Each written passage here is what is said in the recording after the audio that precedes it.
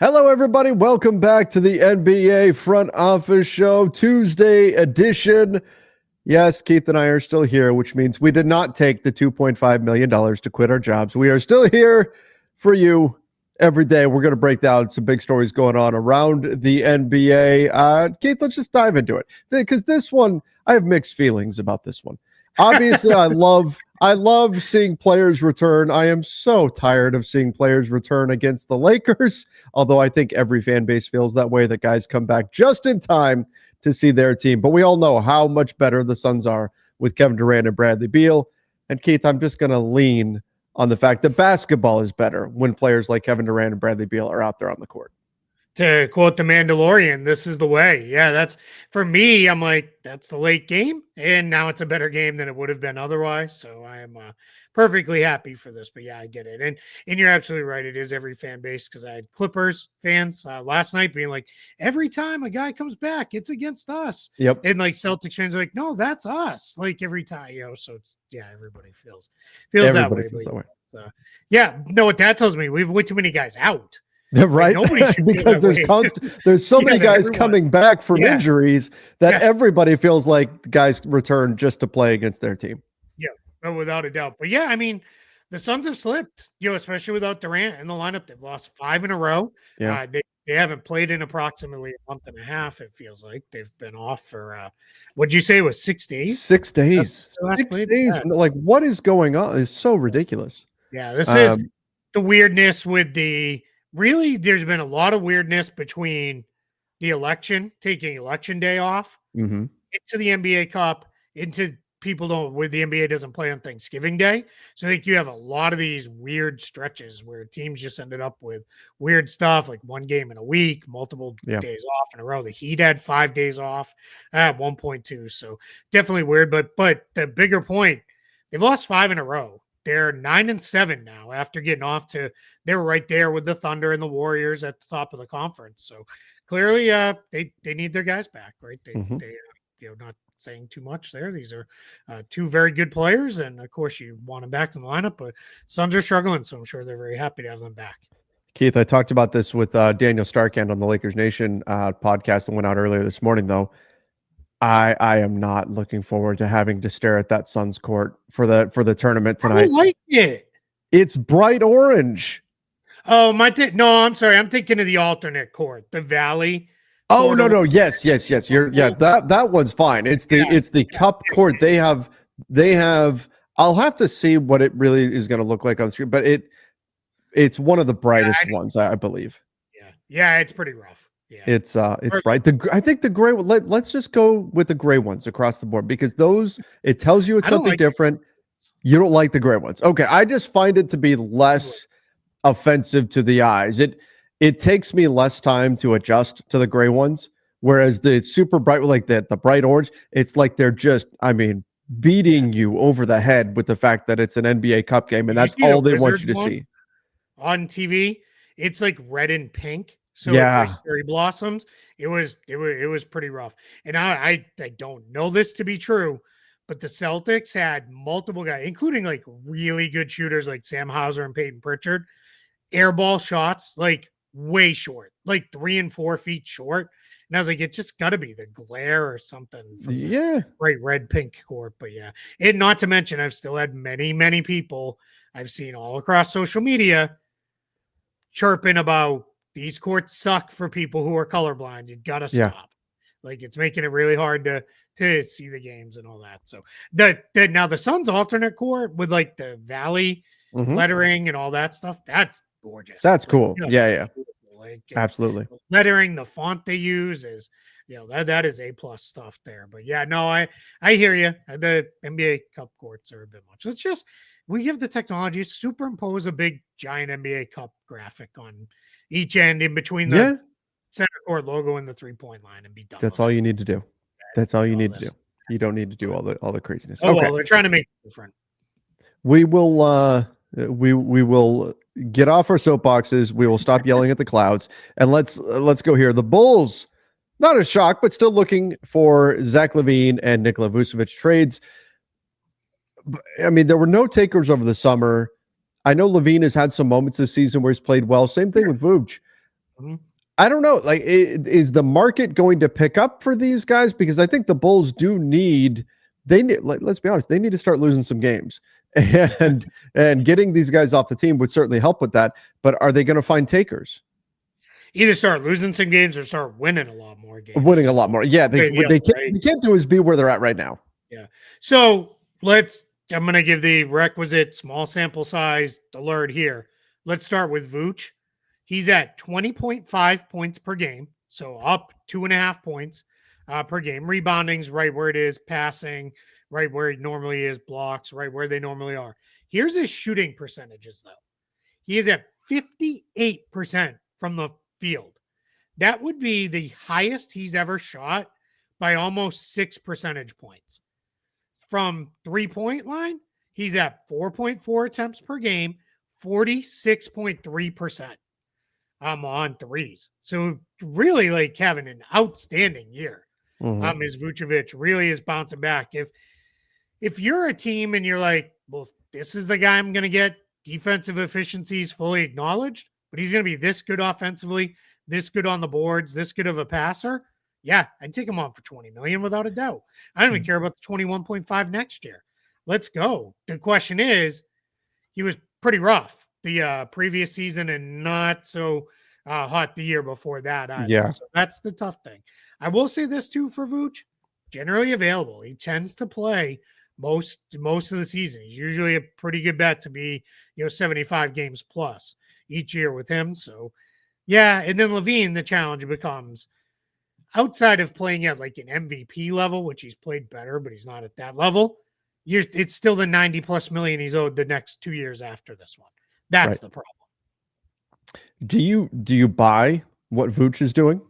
Like, is it for real, or is this just small sample size and we're going to see regression to the mean sooner rather than later? I buy it to an extent, not to this extent.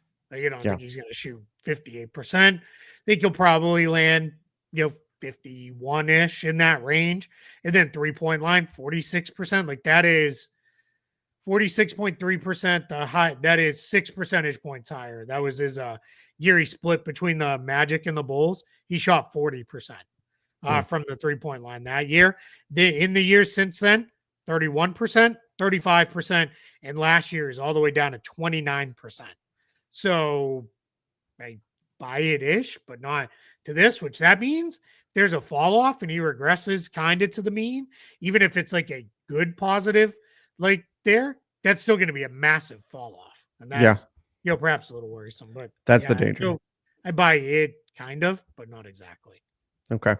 All right. Well, we'll see if they can find takers. Zach LaVine's salary, of course, will be challenging to move, but you never know. I mean, as we get closer and closer to the trade deadline, it's always possible. And I do think the Bulls, they should be motivated sellers. What is their pick again? Top 10 protected, I believe. It might be off the top of my head. Hold on, I can tell you. And taking a look right now, the Chicago Bulls, top 10 protected pick.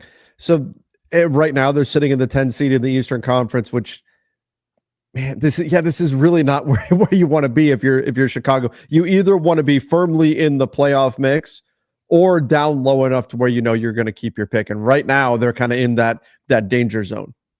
Yeah, because you finish like 9th or 10th and one team jumps, or 2 if you're 9th, but finish 10th and one team jumps, you're in trouble. Like, all of a sudden the pick is gone and off to the San Antonio Spurs. LaVine, I looked it up while you were pulling this up. 52% from the field. That's career high. By a pretty good margin. 44% from 3. Also a career high. It's funny because so LaVine and Vooch are having like career best years. Like, what? Like, why are you 7 and 11? Well, they're 18th overall in offense and 27th in defense. So that will do it. And also they're first in pace, which that is a little interesting. There's been a whole thing going on with, if you have DeMar DeRozan, you're going to play super slow. And once you lose him, you can play really fast. But so I mean, it's weird. Like, it's like, okay, news, but I think we all know if the right deal comes along, they'll move those guys. I do feel better now about trading for either one of them than it would have felt over the summertime. Like, I do feel better about, especially LaVine too, with the way he's looked. Because this is yes, he's shooting better than he's ever shot, but not by such a margin where it's like, oh my God, this is like unbelievable. Yeah. He looks really good, like looks good physically, looks explosive, looks fast, looks, like he's getting good lift on his jumper and on his drives. Doesn't look like he's got really any concern for the knee or anything. So that makes you feel at least a little bit better, but it feels like it's almost kind of like what's coming next with him, Right. injury wise. And then you might be on the hook for 90 plus million for 2 years for a guy who, plays half a season each year or something like that. Yeah, that's got to be the concern. Now, on the positive side, we talk about players returning. Lonzo Ball, welcome back. He's certainly not going to slow down their pace any, but Lonzo Ball is going to be returning. The Chicago Bulls been dealing with a wrist injury. Sounds like he's going to play tomorrow night. He will make his return. So, Keith, Lonzo's a guy that we're just kind of keeping an eye on, obviously, with everything that he's gone through, the trials and tribulations of getting back to the basketball court. So, was certainly disappointing to see him deal with an injury this early in the season, a different injury than what kept him out for over 2 years. But now Lonzo Ball, the wrist injury, it's good enough to the point where he's going to get back out on the floor, and then we'll see what he can do for the Bulls. I don't know. Like, he would have to be on the court, steady from now through, mid-January, I think, for teams to really take a flyer on him, unless, of course, they're really looking at like kind of a salary dump type, just taking advantage of an expiring contract. Yeah. The expiring contract nature means he's, very tradable, but if you're trading for Lonzo Ball basketball player, I need to, that's going to be closer to a deadline move because I just need to see it. I need to see it for a couple months that, he can be out there. The good news is this is not related at all to the knee. And they also said he's another one because it was a hand injury. He's been able to keep his conditioning up, which maybe that's even better for him because it's, was obviously still coming into form. But that's I would not be jumping all over making moves there. Have you seen, since we're on the Bulls, I know sometimes it gets tough when you're in season covering a team day to day as you do. Have you seen what they've been starting in their last few games? No, I've not. I've been going through, and like the 10-minute condensed games that you can get on League Pass. I've been trying to make sure I watch those each night, but oftentimes it doesn't highlight, who the starters are. So I don't recall last time I watched the Bulls whether or not it was, and that's just so I can get a glimpse at just about everybody, because it is hard to sit down and watch a full game for all these. I mean, it's impossible to time wise unless I didn't sleep and just fast forwarded the whole time. But this is why you got to give up covering a team. This is how I get it done. Right. Because I've got, like every time. So what, the Lakers play 3-4 nights a week. And that's just every time there's a game, that's 4 hours plus every single night between. You're probably underestimating it, honestly. Probably between the game itself, doing the play-by-play, the post-game, then doing my editing and getting the podcast version out and all of that kind of. Yeah, actually, it is more than 4 hours now that I'm thinking about it. So anyway, bottom line, no, I don't know. No Patrick Williams. It's basically, it looks like a mid-major college lineup. It's Vooch with 4 guards. It's Giddy, LaVine, Kobe White, and Ayo Dosunmu.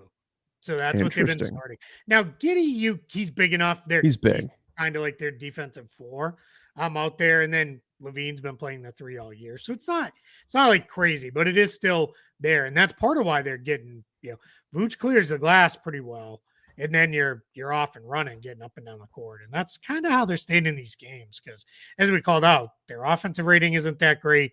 Despite LaVine and Vooch shooting well, the rest of the team's not really shooting all that well. Giddy's gone completely in the tank, even worse than, he had been in OKC. Like, teams aren't, now it's gotten way, like, teams aren't daring him to shoot. They're not even paying attention. It's like, dude, just turn my back and just leave you out there completely on an island by yourself trying to shoot the ball. So, they've got some stuff to figure out there in Chicago, but it's let's see. Where this team kind of goes, moving forward. But definitely movable pieces, maybe trade value coming up a little bit for LaVine and Vooch. They'll be fun to monitor over the next couple months. Yeah, absolutely. All right, let's get into some controversy.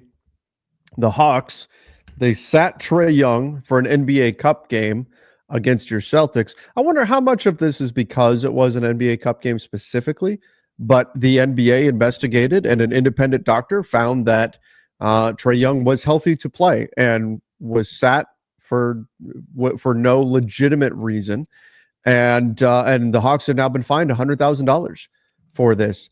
Um, I think this is important. I think this is important that the NBA they can't have this image that players are sitting out games where they're healthy and just sitting out on a whim and load management, and these guys don't want to play. That kind of stuff turns fans off. Fans don't want to do that, and then fans don't want to risk paying money for a ticket to a team because, say, a kid really wants to go see Trae Young, and then he's not going to play tonight. We all know there's risks associated with sports, just injuries pop up and things of that nature. But you don't want to feel like on top of that, you're going to have to worry about, well, they just decided that this guy shouldn't play tonight, and so he's going to be out. So I think it's good that the NBA started to crack down on this stuff, but interesting that they had an independent doctor look at this and go, oh, no, he's fine. You guys are trying to pull a fast one here. He should be playing. Yeah, there's a part of me that says if a guy legitimately feels something during the day or in warm-ups, at shoot-around, whatever it is, we should be in a place where we can say, yeah, don't play him. But yeah, why this policy's in place to begin with, part of it. There's a less altruistic part of it, if we're being honest, that's related to gambling and everything else that they now are tied into. But if we stick with the more positive sides, it is, I look at it and I really think about it. I'm like, yeah, if I tell people all the time when people are like, hey, I want to go watch a game here in Orlando, right? Like I want to go to the Magic game, but I want to see this team play. One of the things I always say, well, let's look, do they play the day before? Because a lot of times teams do the double, right? They come in to play Miami one day and Orlando the next night. It's just like that in a lot of places where there's the same thing in LA, right? You play the Clippers Monday, Lakers absolutely. Tuesday. So anywhere where there's two teams close, you'll do it back to back because the travel is very minimal. So that's my first thing. Well, do they play back to back? No. Okay. Well, where are they traveling in from? What's the injury report look like in general? Then also, what does the rest of their week look like, right? Do they have is this the first game of a, 3-4, a 4-6 night stretch, or a 5-7, or whatever it is? What does that look like? And part of the reason I tell people that is like, you shouldn't have to go to that level of effort as a fan. But if you want to know that the guy you really want to see play, especially if it's somebody on the other team, yeah, you have to look. You have to check. Now, what I was referencing with the less altruistic, yeah, if it's Trae Young, and let's be honest, the NBA is now in partnership with multiple gambling companies. People put bets on the Hawks, or they put bets on Trae Young individually. He doesn't play. I think most of those, if he doesn't play, I think the bets get canceled out. I think that's how that works in most cases. But it still becomes very messy, right? Like then it becomes like, a whole thing where it's, hey, I did this and now, the guy's not playing. But it's also worse. What if like the guy is like, man, we don't really want to get in trouble. All right, we'll put him out there for the first 5 minutes. Then we'll be like, all right, he's not feeling good. Like we're going to take him off the court. So all this stuff now it just feels kind of gross to me, where it feels like it's like, and I'm not pining for the days of back spasms, flu-like symptoms, right? Like I'm not like, oh man, those days were better, right? But it is. Yeah, there's no easy solution. Yeah, there really isn't. Like it's tough. And I know people are going to jump in the comments and be like, well, they should play. Yes, in general, I agree. Healthy players should play, but that ship sailed many years ago, and I have no interest in living in a world I would like to be. We live in the world we actually live in. Well, I mean, if you're having if it's, hey, I felt, my calf cramped up, and wouldn't an independent doctor be able to say, yeah, that's a legitimate thing? Like that's the issue is they're getting an independent doctor to review this, and that person is saying, yeah, there wasn't a reason for him to actually sit out. Now, again, it's in the NBA's best interest for these guys to play. I mean, we get into TV ratings and all that kind of stuff too, but yeah. I mean, now on the flip side, if the guy's like, I should not have hit the Taco Bell drive-through and ate 7, cheesy burritos on my way in, like, to the arena today, which is, we all think these are finely tuned athletes. We have both been around and see the way some of these guys eat. pregame before before they go out Both there and both in play. a positive way and a negative way. Positive way, definitely some of them, but some of For them, sure. it's like I would throw up all over like the midcourt logo, like after running up and down twice. If I ate with some of it, there used to be a guy. Do you remember Ersan Ilyasova? Yeah. When he played for the Magic, there in the Magic media room, there's a soft serve ice cream machine. He would come in and I'm not kidding, it felt like a bucket of soft serve before every game. Like he Oh would my just gosh. load that thing up and then plow through it. And it was like, dude, you're gonna go play? Like that's like how? I'd be throwing up ice cream all over the place. Like, and I can eat some ice cream. Don't like there's a reason I will never be a supermodel, like skinny, thin, ready to go magazine cover. I like ice cream too much. That's my downfall. That's funny. Ice cream is one of the few things I know that you I can. cannot eat. It's not oh man. Yeah, I know. It makes feel like I'm missing out. But I would say my one thing was it was Dwight Howard in the Lakers locker room one year. He sat down, and a group of reporters were all standing there talking, and somebody said, "Oh, Dwight, did you get are the fries very good?" And he looked, I mean, he was like offended that somebody would think he was actually eating French fries. It was pasta that just the pasta, it looked onto the plate, it looked kind of like French fry size and shape. No, it was pasta with nothing, no, certainly no Alfredo sauce or anything like that. It was this insanely healthy, finely tuned meal, And Dwight's like, I wouldn't touch that, you know what I mean? So the only thing when he was in Orlando, candy. Like he ate candy, like it was out of control. Like candy bars, gummy, like if it was candy, he was eating it. That's a lot of guys do that though. A lot of guys will eat like sugary stuff before. Then you see them like they come in after, and then they like it is that's trash. One thing I always am like, man, the amount of energy these guys go through, because then they come through and then they plow through a big meal post game as well usually. Yeah. But yeah, so yeah, but anyway, yeah, I'm with you. I don't want it to be. You got to do something, right? If there's an agreement the guy could play, all right, then. Well, you should probably play. But that's, don't mess around. And the league's clearly cracking down, because that was a big fine too, right? It was 100,000. 100,000. So that's a big. Yeah, and to be clear, the Hawks get fined that, not Trae Young. Right. He doesn't have to pay any of that fine. So right. Yeah. Mike Brown also got fined. He really went after the ref. He got his money's worth on that one. Yeah, he got his money's worth out of it. Yeah, that's right. Yeah, chased the guy down and really got in his face. And I was like, oh, like if I didn't know better, I'd be like, Mike Brown was gonna pop him one. I knew he wasn't gonna, but yeah, it was interesting. So, all right, let's go. Speaking of Mike's, I know he goes by Michael, but still, Michael Malone, Mike, calls out the Nuggets. Yeah. I don't know what they look great against the Lakers. I don't know what he's calling them out for. Yeah, it didn't look so good the next night against the Knicks. Because of course not. Killed last night. So I'll read the whole quote here because I think it's kind of interesting. So if anybody didn't see this game, what happened was the Nuggets got destroyed. Like the Knicks took it to them. This was one of those tip to buzzer. They whooped their butts all the way through. There was a point in the fourth quarter, Russell Westbrook like jumped in the time machine and went back to like OKC levels of Russ and was really dominating. But he tried to pull him back, and Michael Malone was asked like, and then there was a very the clip's been shared quite a bit, but he was Russ was really letting them all have it in the huddle. And Michael Malone was asked like something about, hey, Russ, in that moment, and he said, well, yeah, I mean, like Russell Westbrook, he's vocal, but we need more than Russell Westbrook. I need Nikola Jokic, Jamal Murray. I need guys that have been here in that starting lineup to be vocal. And, tonight we got embarrassed. We're 16 games in and we're talking about effort. We're talking about toughness. We're talking about physicality. Regardless of who's in, who's out, who do we want to be as a team? So, yeah, leadership would be great. Toughness would be great. Physicality would be great. Playing like you actually care would be great. And we didn't do that tonight. So that's they just need to play the Lakers every night, because on that night they definitely care. Any other game though, yeah, you do get these ebbs and flows. I wish when he was saying, we're talking about toughness, we're talking about this, we're talking about that he just finished it with, we're talking about practice. Yeah, right. Oh man, just to round things out. Would have been great.